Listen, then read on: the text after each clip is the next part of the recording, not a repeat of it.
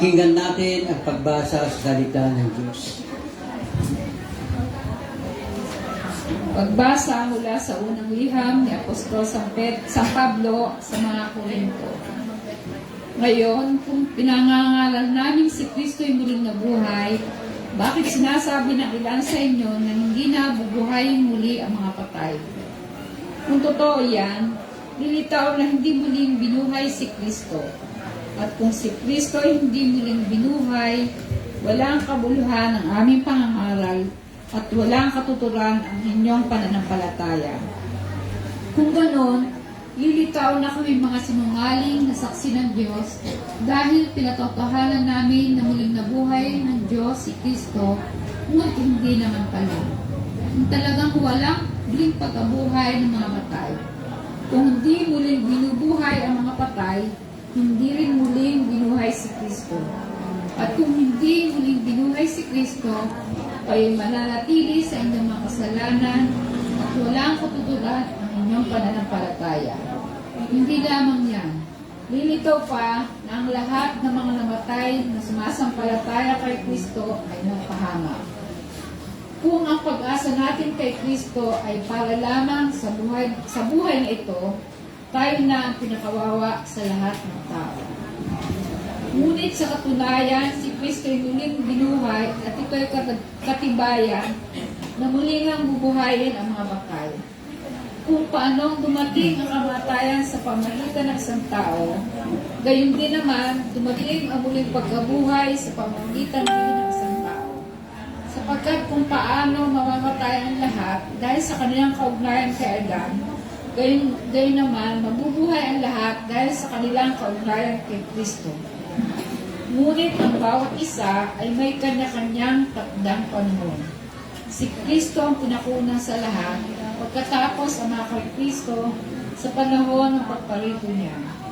Salamat sa Diyos. Ipagdangan natin ang pag-ibig, kadakilaan at kabutihan ng Panginoon. Kaya't awitin natin ang Salvation Belong.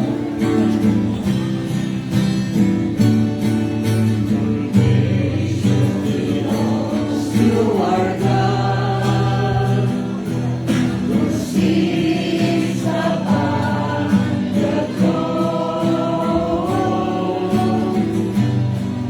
and unto the Lamb, praise and glory, wisdom and thanks, honor and power and strength.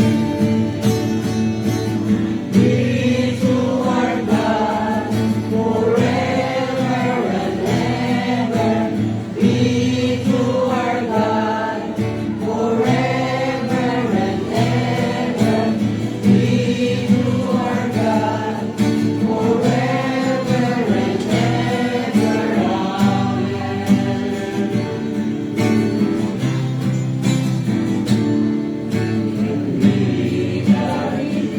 Shall be strong in purpose and unity, declaring the love,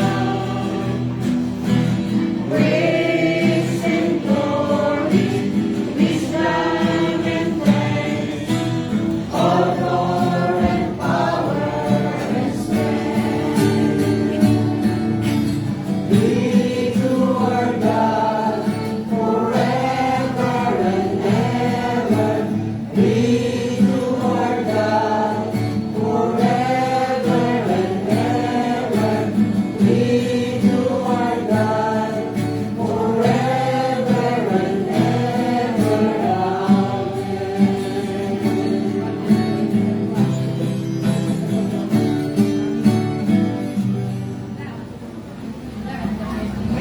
Pakinggan natin ang Ebanghelyo ayon kay San Juan. Pagbasa mula sa banal na Ebanghelyo ayon kay San Juan. Huwag kayong mabalisa. Sumasampalataya kayo sa Diyos. Sumasampalataya din tayo sa atin. Sa bahay ng aking ama ay maraming silid. Kung hindi ito totoo, sasabihin ko ba sa inyong pupunta ako roon upang ipaghanda ko kayo ng inyong matitirhan. At kapag naipaghanda ko na kayo ng matitirhan, ako ibabalik at isasama ko kayo upang kayo'y makapiling ko kung saan ako naroon. At alam na ninyo ang daan papunta sa pupuntahan ko.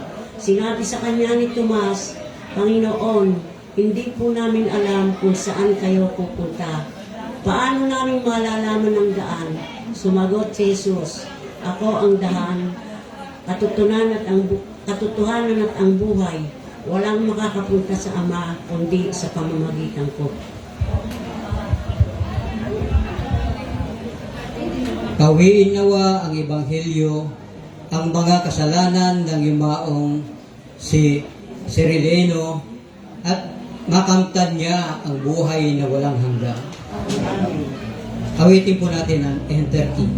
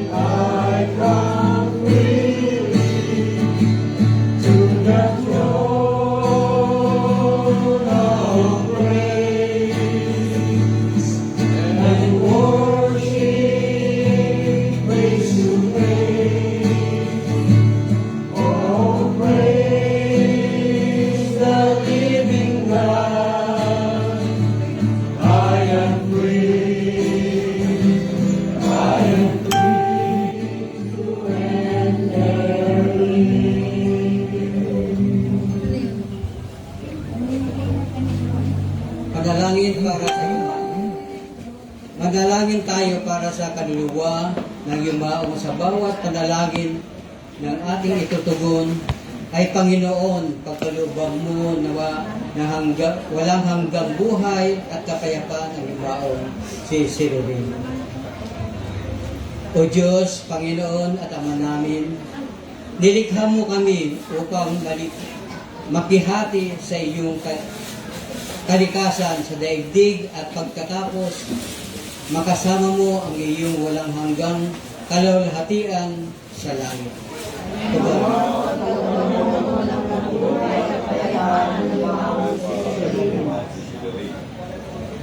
Aming Ama, nasa langit, dahilan ng iyong malaking awa at habag sa amin, sinugo mo ang iyong buktong na anak upang sa pamamagitan ng kanyang dugo ay ipagkasundo niya kami sa iyo. At ang walang hanggang buhay na iyong inilaan mula pa ng iyong lalain ang sandaigdigan na iniwala ng aming unang magulang ay muli naming makamtan.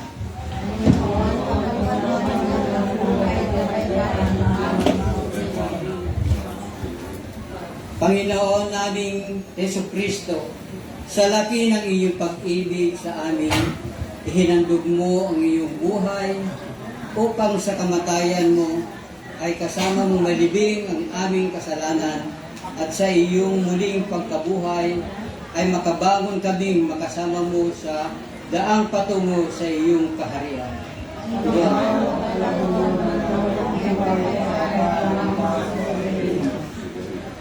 Panginoon, huwag mong lingunin ang kanyang pagkasala, kundi ang kanyang pananampalataya, pag-ibig na iniukol sa iyo. Mga ginawang kabutihan at pagmamahal na pinagkaloob niya sa kapwa.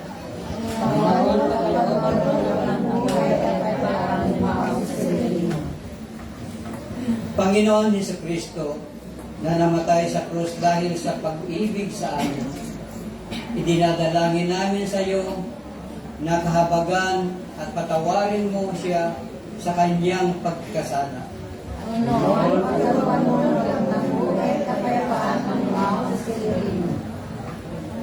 Panginoon Diyos, aming Ama, naghandog ng buktong na anak upang kami ay maligtas sa kasalanan at sa kaparusahan walang hanggan. Sa ngalan ni Jesucristo, na iyong anak na muling nabuhay at umakyat sa langit, isinasamo mo namin sa tanggapin mo siya sa iyong malalahating harapan ay pagkaloob mo sa kanyang mga walang hanggang buhay na iyong kaharian.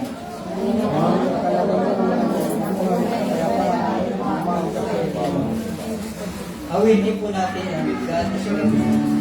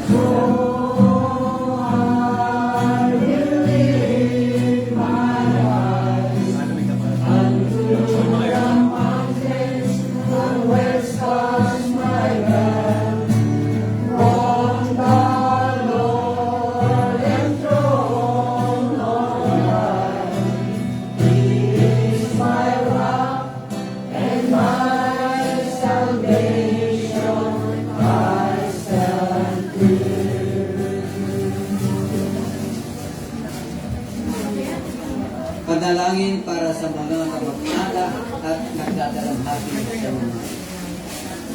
Manalangin tayo para sa mga nagdadalamhati. O Ama, napuspos ng awa, Diyos sa lahat ng kaaliwan at kapayapaan, sa iyong walang hanggang pag-ibig at awa. Ang dilim at ng kamatayan ay ginawa mong kughang liwayway ng panibagong buhay. Ipinakita mo ang iyong awa sa naulilya na yumaong at pawiin na ang kanilang lumbay.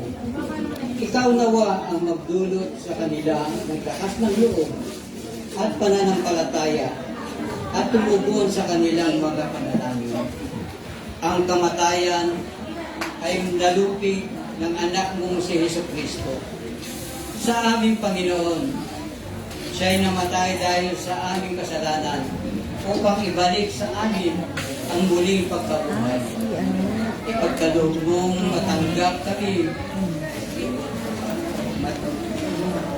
sa iyong kaharian at pagkatapos ng buhay na ito ay makapiling muli ang aming mga kapatid na Emao. Doon ay wala na ang lahat ng hirap at agpis. Dumadalangin po kami alang-alang kay Yesu Kristo aming Panginoon. Awitin po natin. Paulita.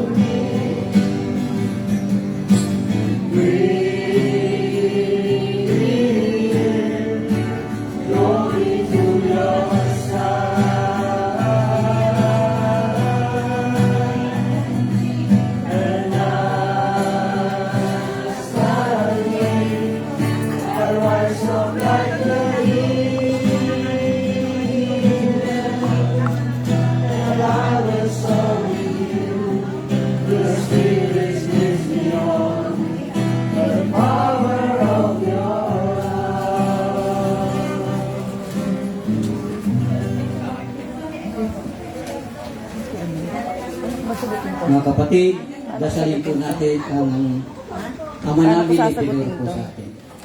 Ama namin, masalangit ka, sambahin ang ngalan mo. Mapasa amin ang kaharian mo.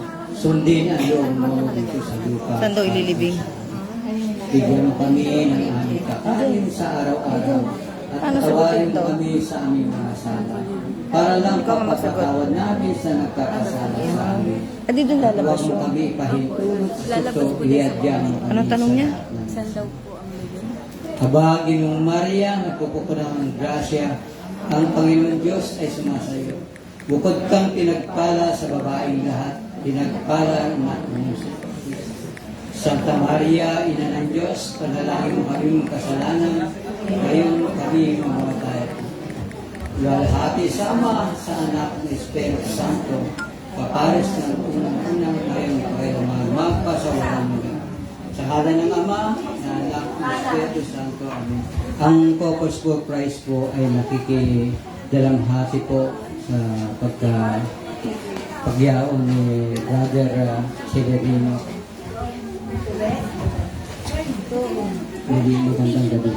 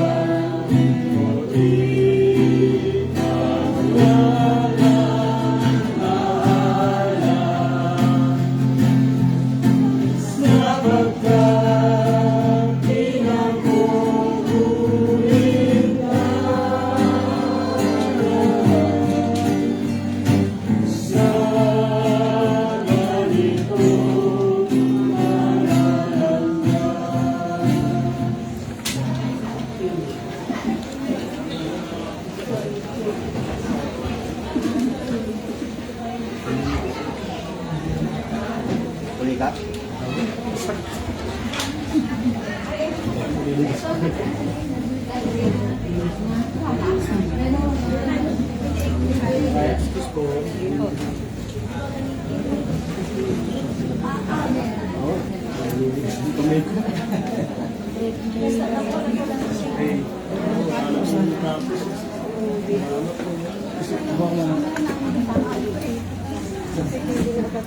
ko na muna, no? Tapos mamaya uli, no?